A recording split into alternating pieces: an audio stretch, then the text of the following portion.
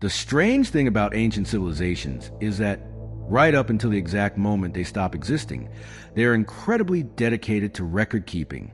Clay tablets, crystal lattices, quantum song archives, whatever medium they preferred, they always seem to find the time to document their own extinction with meticulous care.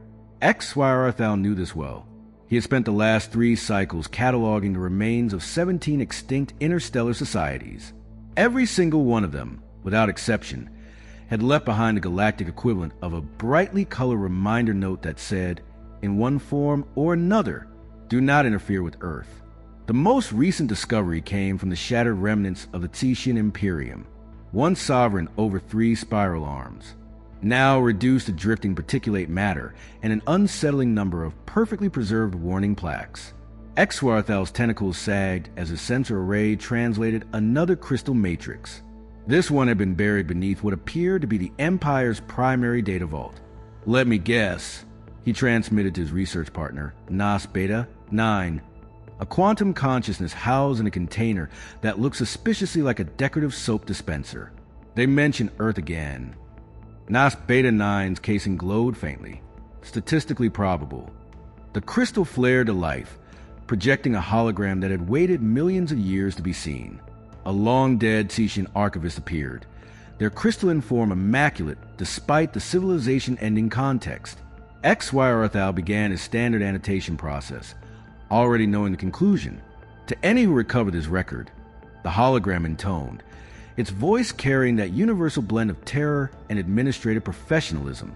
We issue this formal warning regarding Sector 47, X-23, specifically the 3rd planet orbiting the yellow star designated Sol. The locals call it Earth. XY muted the audio and sighed. They guard something worse. The hologram continued. Do not study. Do not approach. Do not attempt containment. We learned too late. At least we were able to complete the required documentation prior to our extinction. The recording ended. XY logged the entry.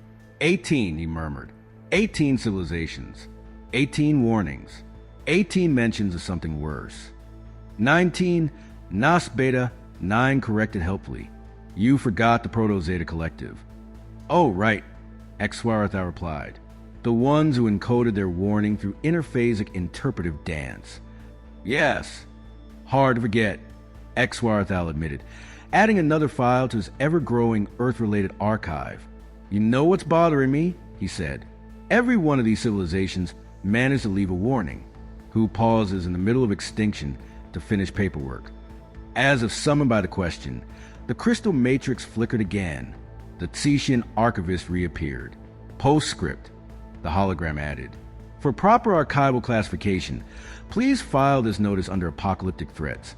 Subsection Gamma, Form X 789B. We would have used Omega-level existential dangers, but processing time was prohibitive given our imminent annihilation. XY stared silently. He added a personal note to his log. Another warning about Earth.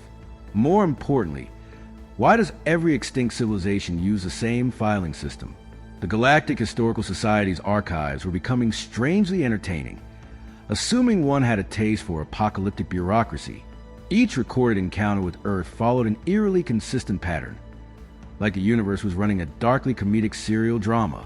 The Meridian Collective, for example. Initial report. Promising system identified for colonization. Follow-up.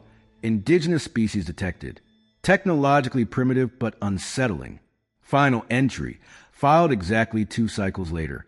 Avoid Earth. Transmission terminated. Their panic escalated predictably, but their timestamp formatting remained flawless. The quantum harmonists opted for artistry, encoding their warning into the atomic lattice of their moon, which now orbited an empty planet, like a glowing billboard of regret. Humans appear simple. This is deceptive. What lies beneath is worse. No species survives this level of planetary damage unless something else is sustaining them. The Silicon Dreams, a machine civilization, attempted to infiltrate Earth's digital infrastructure. Their collective consciousness collapsed exactly 3.7 microseconds after breaching human cybersecurity. They managed one final backup message. Their internet cannot be accidental.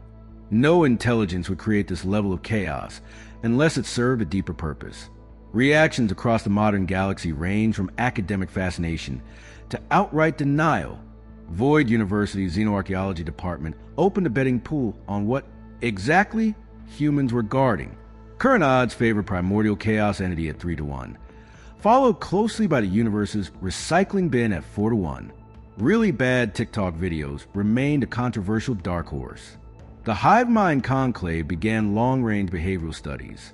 Species demonstrates rapid technological advancement, one report noted, yet prioritizes a sharing of images featuring small furry organisms, unable to determine whether this is advanced camouflage or genuine cultural fixation. Even the reclusive gas giant consciousness collective issued commentary.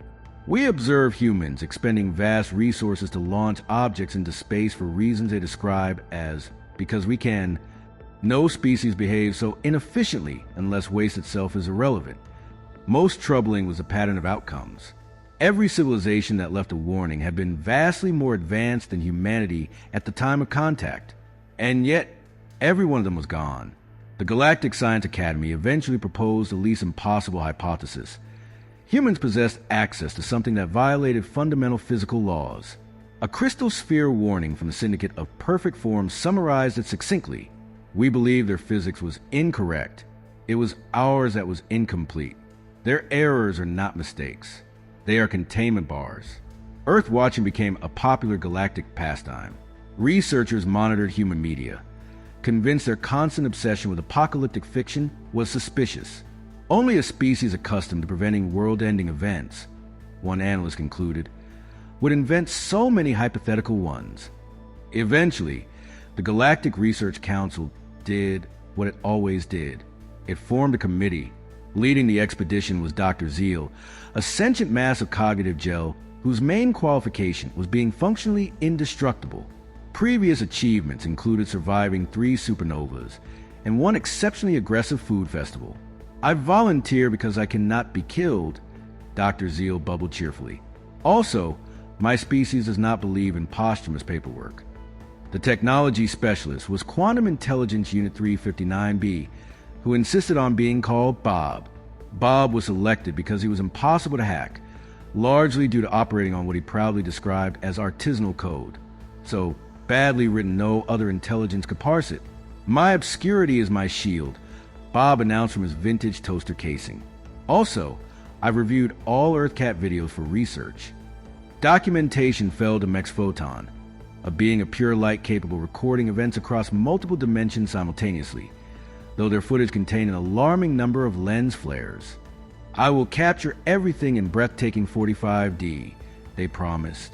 There may be minor fogging during high-stress moments. Mission prep was chaos incarnate. Dr. Zeal kept absorbing equipment. Bob ran simulations through an operating system that somehow included a playable version of Doom. Mex Photon's test footage resembled an art film having an argument with a documentary. Mission parameters, Dr. Zeal summarized: approach Earth, observe humans, identify what they're guarding, and ideally avoid extinction. I recommend avoiding the internet entirely, Bob added. The memes alone could breach our shields.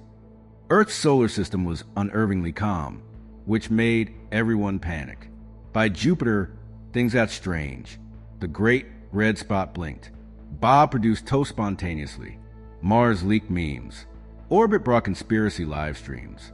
First contact arrived via the coffee maker. And eventually, a meeting invite at a Waffle House. Because of course it was. The human representative wore a wrinkled suit and a name tag that read management.